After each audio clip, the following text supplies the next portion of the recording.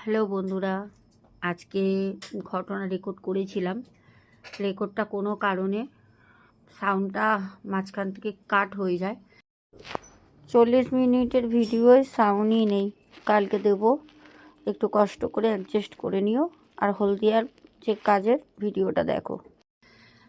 মানে মাইকের অ্যাকচুয়ালিও চার্জ ছিল না, সেটা লক্ষ্য করিনি। প্রচণ্ড গলা ব্যথা, তোমরা জানো, জ্বর, শরীর খারাপ, এখন শুয়ে আছি। আজকে আমি আর ভৌতিক ঘটনা দিতে পারলাম না, তবে তোমরা চিন্তা করো না। আমরা যে কাজে গেছিলাম, হ্যাঁ,